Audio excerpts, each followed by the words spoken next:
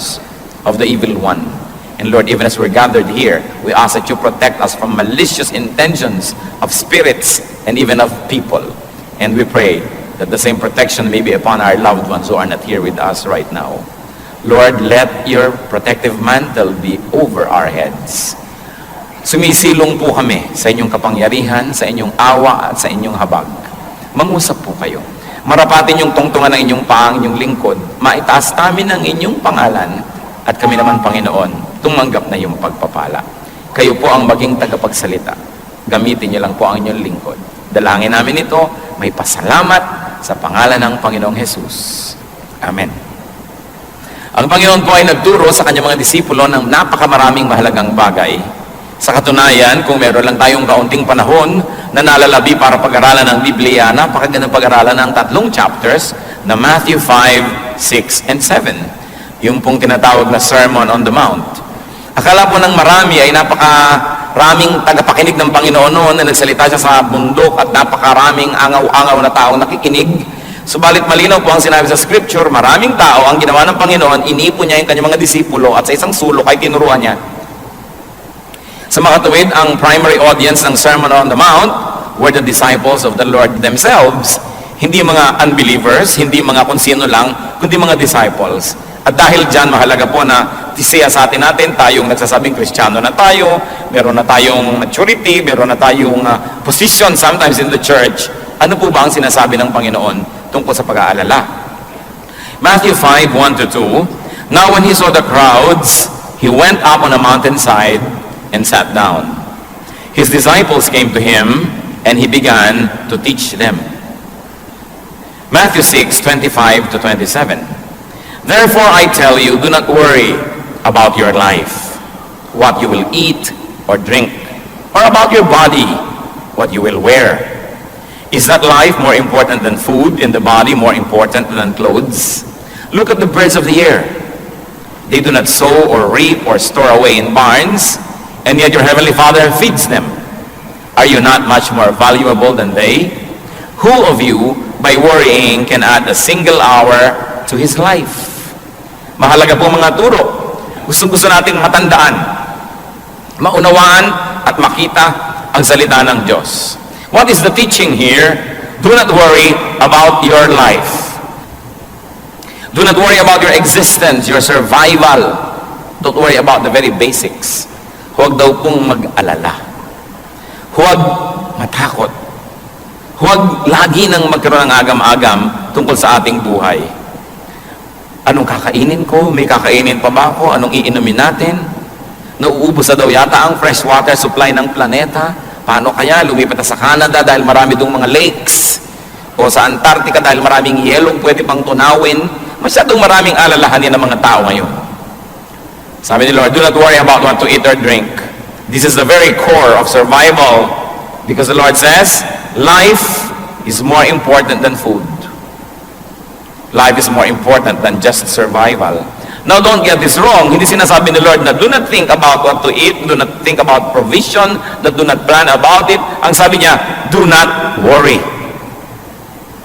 Because when you worry, you will be robbed of many happiness and many joys in life, and there is so much more to life.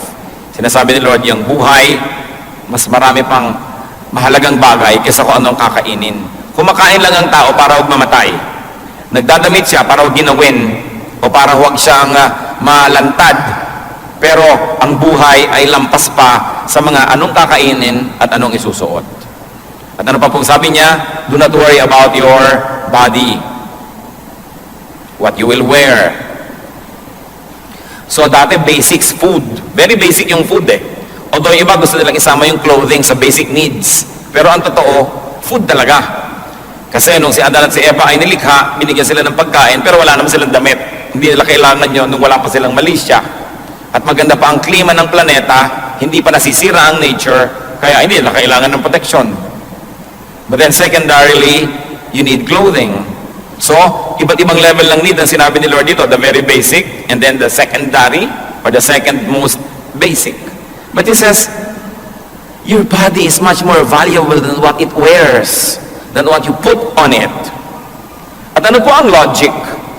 Ano ang rason, ano ang katwiran kung bakit sinasabi ng Panginoon na huwag mag-alala kung anong kakainin at dadamtin? Because God feeds and God takes care of the birds. God takes care of creation, and therefore God will take care of you.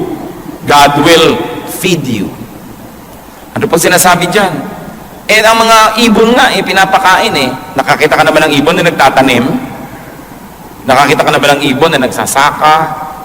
Pero, ibon yan. Kahit na mamera lang yan at natitira-tirador, nababaril-baril, hindi maaaring, hindi inaalagaan yan ng Diyos. Ikaw pa, tao ka. Yun ang logic. Iba yung alam, iba yung pinaniniwalaan ng salita ng Diyos, iba yung pinanghahawakan, at iba yung nagkakaroon tuloy ng kapayapaan dahil nagtitiwala tayo sa salita ng Diyos. We are not here to educate one another on the words of God. Most of these things we already know. But we are here to continue to ask God to help us understand it so we can live by the words of God. Dahil ang sabi ni Lord kay Satan, man does not live by bread alone, but by every word that comes from the mouth of God. Na ang tunay nating pagkain, ang tunay nating ikalalakas, ikalulusog, ay yung salita ng Diyos.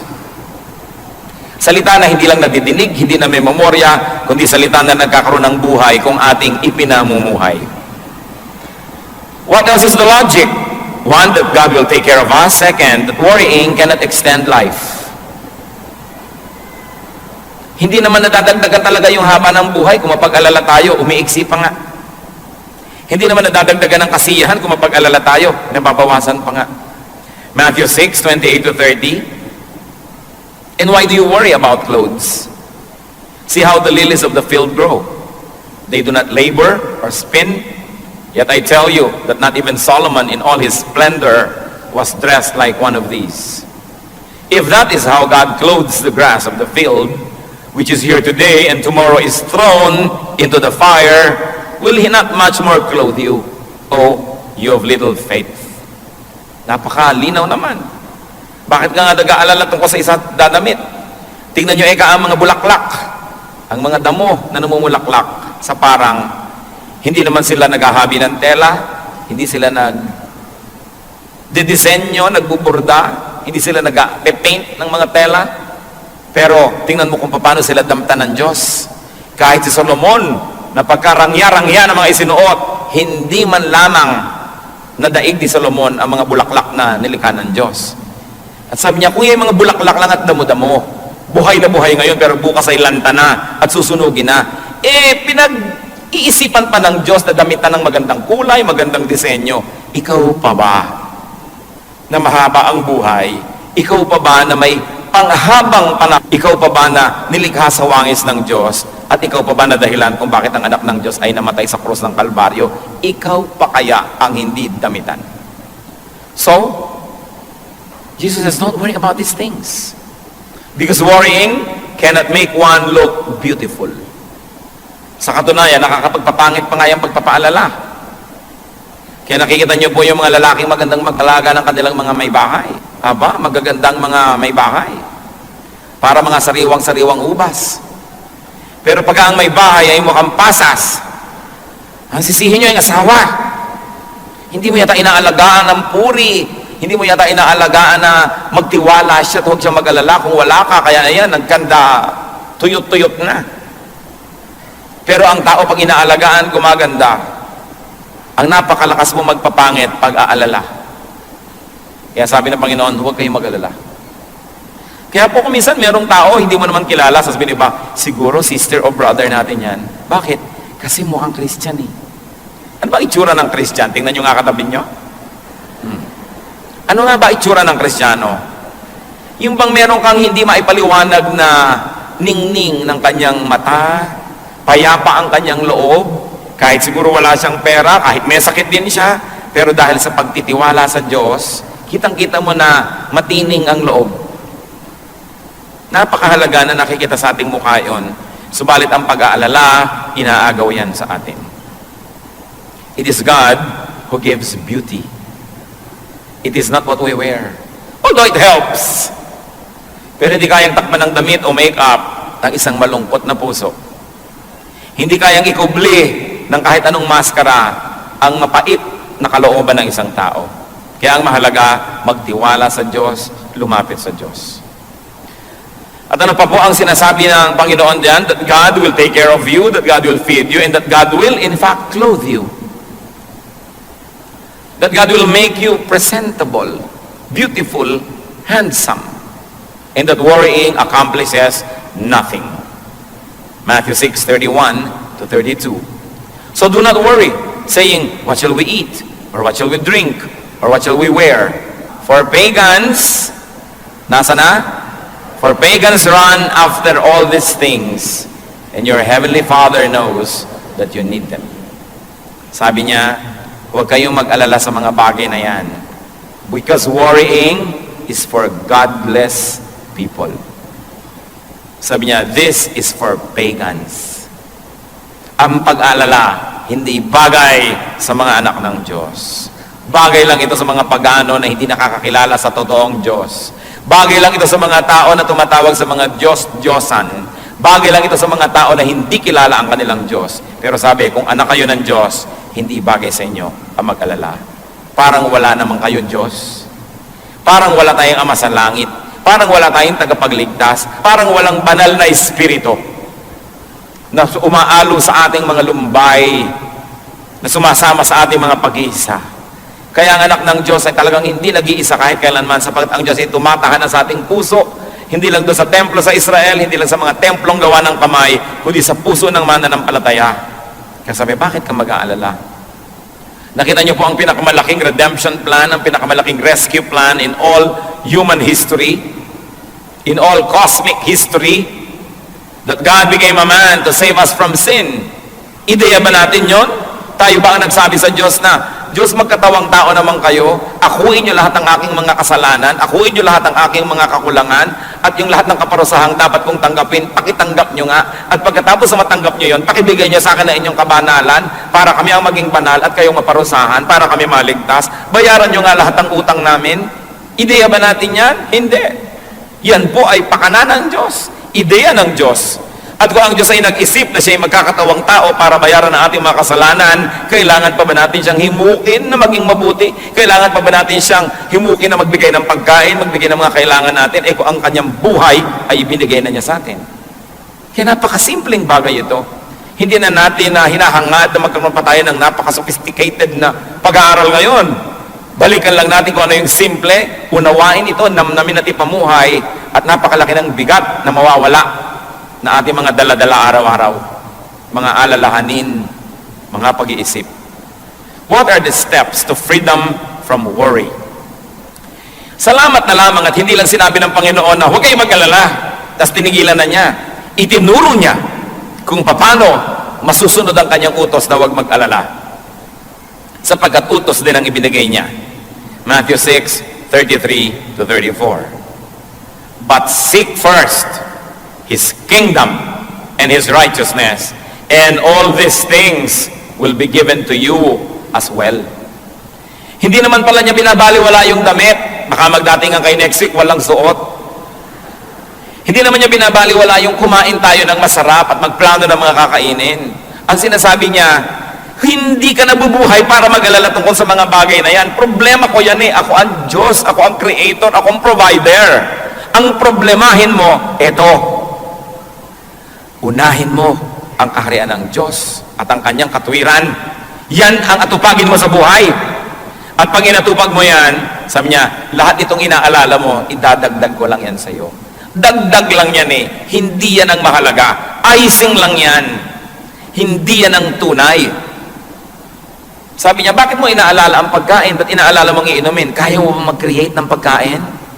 Kahit kaya mong magtanim ng buto, ikaw bang nagpapatubo dyan, nagpapalabas ng ugat ng mga dahon? Ikaw ba ang sinasabi mong ganito ang mangyayari?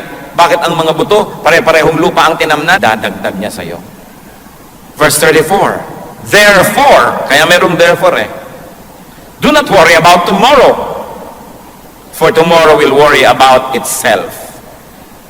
Each day has enough trouble of its own. So what are the steps to freedom from worry? First is to prioritize God's kingdom.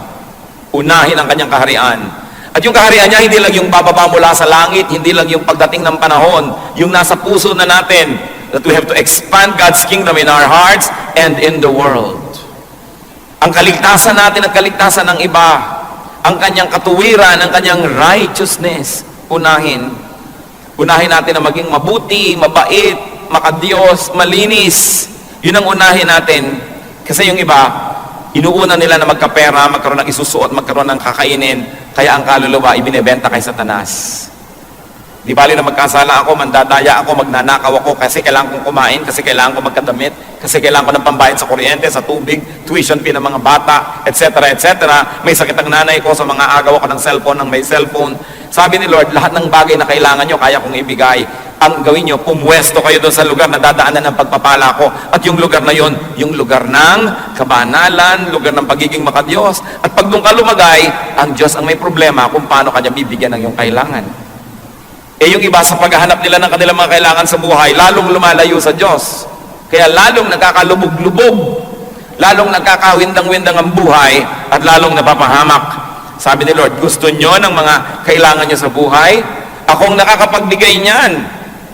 Pag gusto ko magbigay, hindi ako kailangan pilitin. At kung ayaw ko, hindi rin ako napipilit na magbigay. Bakit hindi mo ko bigyan ng kasiyahan? Pag tayo nabubuhay ng ayon sa wangis ng Diyos, kasi tayo ginawa sa wangis niya, nilikha sa wangis niya, nasisiyahan siya. At kung nasisiyahan ba ang Diyos, napakahirap para sa Kanya na mag-blow out. Napakahirap pa sa Kanya na magbigay ng mga gusto niyang ibigay sa atin. Kaya ang dapat nating unahin, masiyahan ang Diyos sa ating pag-iisip, pananalita at pamumuhay. At pagkatapos, siya ang may problema kung paano tayo papakanin. Parang mga anak, pinag-aaral ka ng magulang mo, ang problemahin mo, mag-aaral kang mabuti, ipasa mo ang iyong mga subjects, huwag kang mag-drugs, huwag kang mag-premarital sex, huwag kang nobyo-nobyo agad ang inaasikaso. Yun ang problemahin mo. At yung magulang mo naman, ang namang problema na, ipangbabayad mo sa school, kakainin mo, ibabayad sa kuryente na ginagamit mo sa mga ilaw mo sa bahay. Kasi mayroon tayong ganong role. Ang role ng Ama is to provide for us. Ang role natin, sumunod. Sumunod. Bigyan siya ng kasiyahan. At sabi, all these things will be added unto you. Why? Because you have placed yourself under God's governance, under God's economy, under God's care. Pag tayo po nagpakabuti, sa negosyo, fair ka, di ka nandadaya. Empleyado ka, di mo dinadaya ang iyong employer. Employer ka, hindi mo dinadaya ang iyong mga empleyado. Sasabihin ng logic ng mundo, ay, lugi ka. Because you can get more by cheating. Pero pag sumunod po tayo sa Diyos, inuna natin ang kanyang kabutihan, ang totoo nun, ang ginagawa natin ay nagpapasakop tayo sa kanya. Meron ba kayong mga alaga sa bahay? Sino sa inyo may mga alagang aso? Yan. Sino may mga alagang pusa? Sino may alagang ibang hayop pa? O, pagka po ba sila yung umiiyak at gustong kumain, binubugbog nyo? Hindi. Kumisa nga yung ribbon ng aso, ribbon din ng amo eh. Kung ano yung suot ng amo, suot ng aso rin. Pagka ba yung pet ninyo ay nagiginaw, lalo nyo binubusan ng yelo? Pagka ba may ibon na dumapo sa inyong bintana dahil may bagyo at sira-sira ang pakpak niya, sabi niyo, ay mahina ang ibon to, ano gagawin nyo? Dudurugin mong ibon? Hindi. Aalagaan mo dahil dumapo sa iyong bintana, nagpapaampon sa iyo. Sa palagay nyo, anong gagawin ng Diyos kung sa Kanya tayo nagpapaampon? Kakawawain ba tayo? Dahil sumusunod ka sa akin, masyadong honest ka sa negosyo, pues malulugi ka. Ganon kaya yon? Dahil hindi ka nandadaya, hindi mo ginagaya yung ginagawa ng iba na mabilis kumita, lagot ka, kawawa ka sa akin. Yun kaya ang gagawin ng Diyos? Hindi. Kung inaalagaan natin ang mga hayop, maski tayo ay tao at taong makasalanan, marunong tayo mag-alaga ng mga nagpapaampon sa atin, nagpapakupkup at nagpapaalaga, Diyos pa kaya ang hindi mag-alaga sa nagpapakupkup sa Kanya. Kaya ang dapat nating unahin sa buhay, to surrender to God, to seek God's protection, and to live by God's decrees. Because God is an infinitely better, in fact, He is the best keeper. Hindi ka pwedeng malugi dahil sumunod ka sa Diyos. How else do you step away from worry? Do not fast forward life's concerns. Yung kasing fast forward, hindi pa dumadating doon, pwede mo na i-forward yung tape, yung pelikula, kahit ano. Pero ang tinuturo po sa atin is to tackle only immediate concerns. Because today's grace is good only for today's needs. Tomorrow's troubles will be allotted God's grace tomorrow. Do not extend God's grace for today to tomorrow's issues. Ano po ang katuruan ng Panginoon? Binibigyan kita ng lakas para sa mga ipinapagawa ko sa iyo ngayon. Binibigyan kita ng kakayahan para sa mga dapat mong magawa ngayon. Kaya ka nang hihina. Yung ibinibigay ko sa iyong lakas na pang ngayon, fast forward mo na sa problema bukas, sa problema sa Miyerkules, sa problema sa next month, sa next year. Kaya yung lakas na pang ngayon, dapat sana'y sapat, kinakapos, kasi konti na lang itinitira mo, iminumudmud mo na doon sa mga problemang di pa dumarating. Matthew 6:11, ang turo niya, give us today our daily bread. Kung ano lang po ang kailangan ko ngayon, yun lang po ang ibigay niyo sa akin. Nakita niyo po itong nagpaulan ng mana o tinapay mula sa langit ang Diyos? Ang bilin niya sa mga tao, ipunin niyo lang yung kailangan niyo para sa araw na to. Eh yung iba hindi nagtitiwala. Sabi, ay naku, baka hindi na umulan bukas, baka wala ng mana bukas, be wise. So ang ginawa nila, nag-ipon sila ng higit sa kanilang kailangan, nakita nila biglang inuod, nabulok. At sabi ng Diyos, o bakit may mga nabubulok na mga mana sa inyong mga tent? Eh kasi kumuha kami ng pambukas eh. Di ba sabi ko na nga, kunin nyo lang yung pang ngayon, eh paano kung bukas, wala kayo dyan? Actually, maraming tao ganun ngayon ang trato sa Diyos. They spend today's energies for tomorrow's worries. Therefore, it is not enough for tomorrow's worries because it is to share with today's needs. And today's needs don't get enough energy because it shares with tomorrow's needs. Lamentations 3:22-23. Because of the Lord's great love, we are not consumed, for His compassions never fail. They are new every morning. Great is your faithfulness. Sabi, hindi tayo nalilipol, hindi tayo nauubos dahil sa pag-ibig ng Diyos na di nagmamaliw. Ang kanyang pag-ibig ay bago ng bago, araw-araw. Kung tayo po'y lagi mag-aalala, ano mangyayari sa atin? Magiging duwag tayo. Hindi natin magagawa ang mga ipinagagawa sa atin ng Diyos. Paliliitin natin ang paliliitin ang ating ginagawa. Sigun lamang at bagay lamang doon sa maliit na ating pananaw at sa maliit na pananampalataya. Pero kung tayo maduduwag at magtitipid ng magtitipid, yun na lang ang titignan nyo. Sayang ba na gastahan ang salita ng Diyos ay ipamalita at madinig, hindi lang dito sa loob, kundi pati sa labas? I don't think. Hindi lang tayo naglalagay ng magagandang gamit para tayo maging maginhawa. Kahit po kailan na hindi tayo nagkulang sa pagtuturo at pagbibigay at pagsishare ng ating mga itinuturo sa atin ng Diyos sa kapwa natin mga pastor, ang ating mga kaliwanagan seminars na ginagawa natin for non-day by day people. Ang ministry ng kaloob para sa ating bansa at sa mga ibang maraming worship team sa Pilipinas. Hindi po tayo tumalikod dyan. Sabay-sabay. Dahil ang Diyos, sinabi niya, seek first His kingdom and His righteousness, and all this will be added to you. Ang mahalaga lang po, hindi tayo nagiging makasarili at hindi tayo nalilibang at nalalasing sapagkat alam natin, malaki ang Diyos natin. Hindi ipaghihirap ng Diyos ang malalaki nating mga proyekto kung ang puso natin ay nakasisiya sa Kanya. Kaya ano pong ginawa natin over these years? We focus on building God's kingdom, on teaching and living in God's righteousness. We spend money airing radio programs across the nations, 2 national stations, several regional stations. Tinutustusan po natin buwan-buwan, madinig ng mga listeners ang mga programa natin. Wala namang mga commercial yan. Wala namang mga, sasabihin mo, hinihingan mo yung mga nakikinig, kundi sila nagkukusang loob at tumutulong. Pero lahat po yan nangyayari because we share God's goodness with us, with the whole body of the Lord, and with our known nation. Kaya kung mag-aalala tayo lagi, paano ba yan? Baka hindi pwede, wala tayong pera, wala tayong budget. Liliit ng liliit ang ating mga pananaw. Liliit ng liliit ang ating mga hakbang at mga pagtatangka. Samantalang sa tulong ng Diyos, ang mga anak niya at ang kanyang iglesia dapat lumago ng lumago ng lumago. dapat tayo magtiwala. At alam niyo po, ang ating church maraming nagagawa dahil kayo ay nagtitiwala sa Panginoon. Dahil kayo matapat sa pagbibigay sa mga pangangailangan ng iglesia. Dahil kayo ay nakakakita na mainam na magtanim para sa paglago ng kaharian ng Diyos. And over the years, God added all the funds, all the people very especially, and all the things. Meron bang himala? Meron. Tayo ang isang patunay ng himala ng Diyos. Tingnan ninyo ang inyong paligid. Pinaghihimalaan tayo ng Diyos ng madalas. Ang ating mga pangangailangan, ang paggaling ng ating mga karamdaman, ang pagpayapa ng magugulo nating mga kalooban, ang pagkakasundo ng mga pamilya, ang pagkakaroon natin ng paglilingkod sa Diyos, laging may himala. At ang mahalaga, kasama tayo sa himala na yon. Sa pag-aaral po ng mga salitang ito, napakahalaga nating limiin. The Lord did not say, do not think or plan. Ang sabi niya, do not worry. So it's good to think, it's good to plan, but not to the point of worrying.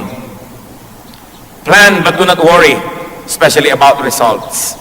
You do not plant a seed and dig it to see if it's growing.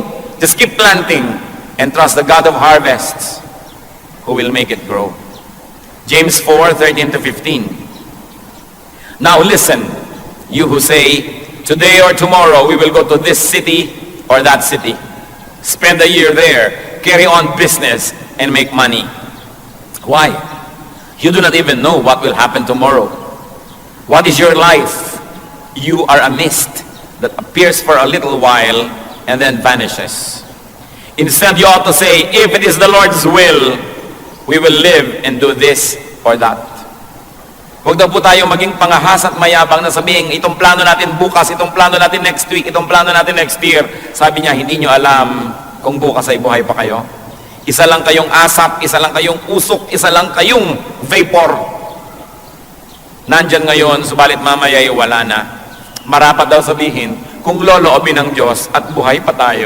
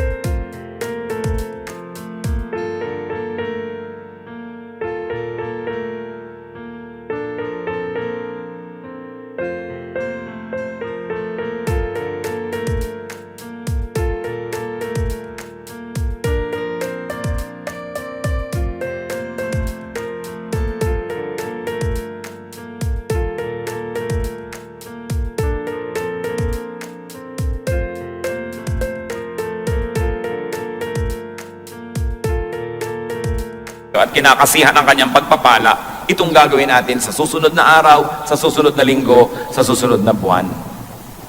Anong ibig sabihin? Yung ngayon ang harapin, yung pangangailangan natin ngayon, nandyan ang sagot ng Diyos.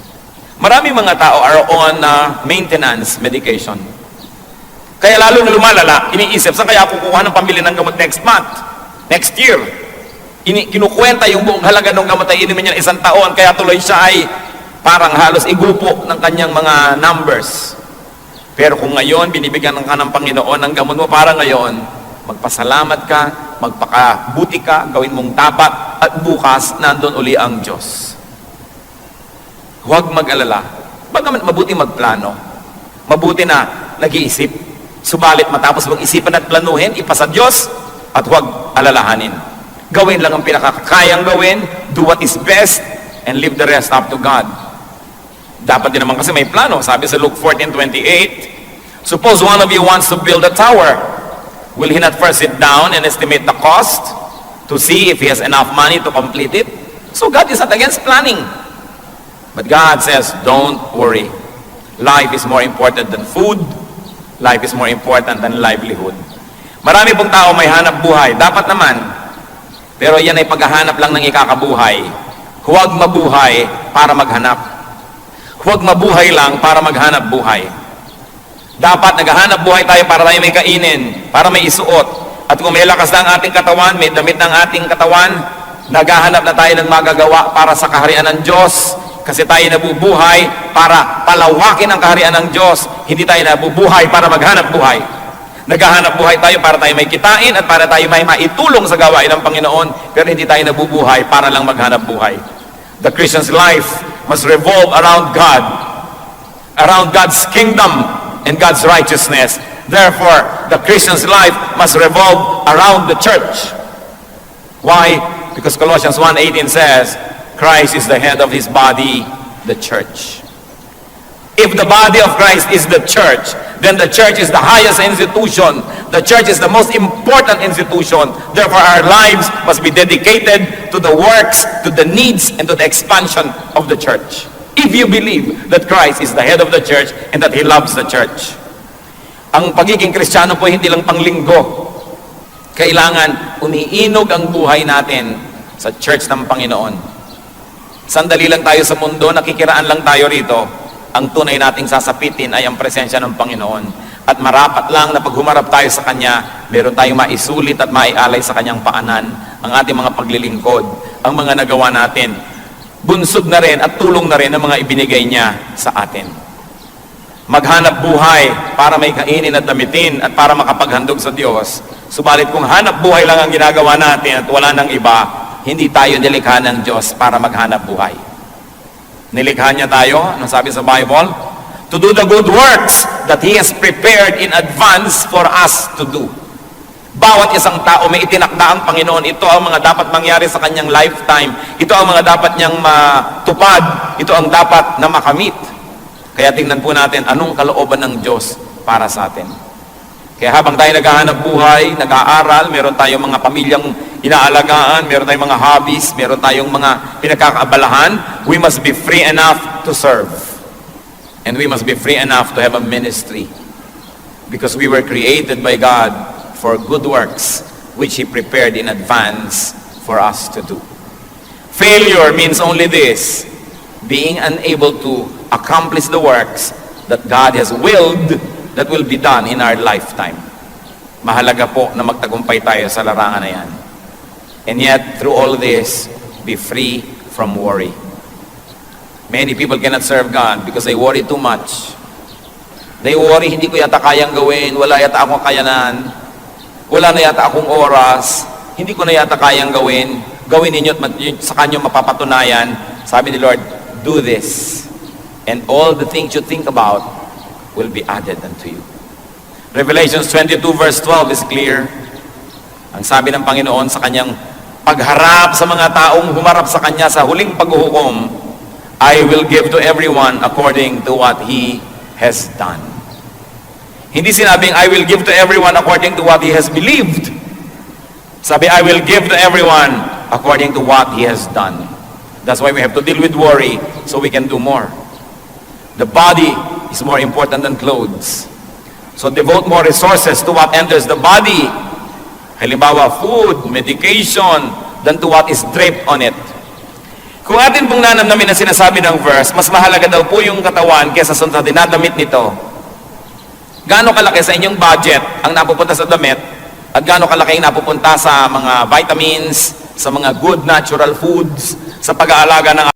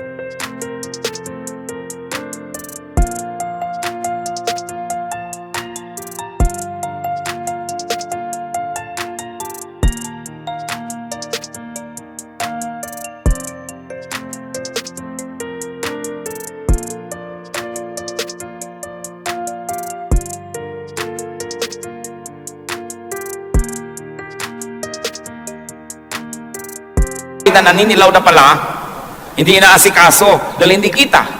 Gaano karami ang ginagastos natin sa mga alahas, sa mga panglabas, para ayusin lang yung katawan, kaysa palusugin yung loob.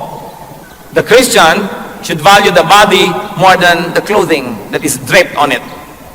Ngayon, kung maraming masyado kayo mga pagpapala, di pagandahin nyo rin, maayos, pero unahin kung ano ang pumapasok sa ating katawan. Huwag kayong maniwala na ang buhok ay kumakain. Kasi pinapakain na ngayon ng buhok, kumakain ng vitamina ang buhok, kumakain ng kung ano-anong mga elements ang buhok. Advertising lang yan. Walang bibig yung buhok at wala siyang digestive system. Kailangan kainin ninyo para lumabas doon sa buhok. Napakahalagang isipin, palusugin ang katawan. Gusto ko po kayong i-challenge mga kapatid, i-review nyo ang inyong family budget at personal budget, lalo yung mga yapis. Gaano kalaking pera ang napupunta sa load, sa mga text na yan, at gaano karami yung napupunta sa loob ng ating katawan na pinalulusog natin, pinalalakas natin ang ating katawan. Many people kill themselves to have money. And when they have money, they spend it all just to get well. Kaya ang mahalaga, unahin ang lusog ng katawan. But remember, the Lord did not say neglect your looks.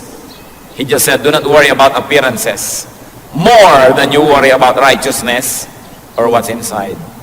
Matthew 6:33, but seek first His kingdom and His righteousness, and all these things will be given to you as well. Memoryahin po natin yung Matthew 6:33. Kailangan pa bang i-memorize yan? Yes. Matthew 6:33. Practice nga kayo, sige, pumikit kayo, huwag niyo munang basahin. Pero practice tayo. But seek first His kingdom and His righteousness, and all these things will be given to you as well. O, i-recite nyo nga sa katabi nyo. Siyempre, makikinig muna yung isa, huwag kayong sabay. Okay, 1, 2, 3, go!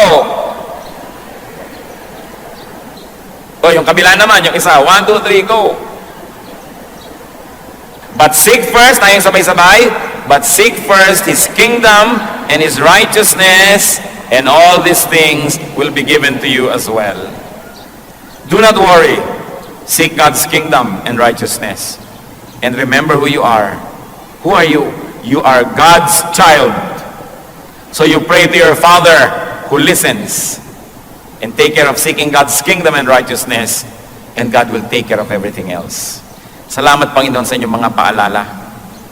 Kung meron po sa amin dito mga mapag-alala, nervyoso, lagi na lang nag-iisip, anong kakainin, magkakapera kaya, pati isusuot sa burol, pinoproblema, ano kaya ang itsura ko, saan kaya ako ililibing, anong kulay ng ataol ko. Ituro niyo po sa amin, Panginoon, kung anong tunay na mahalagang isipin. Kayo na rin ang nagsabi, unahin ang inyong kaharian, unahin ang inyong kabutihan, ang inyong katwiran, at idadagdag nyo ang lahat ng ito sa amin.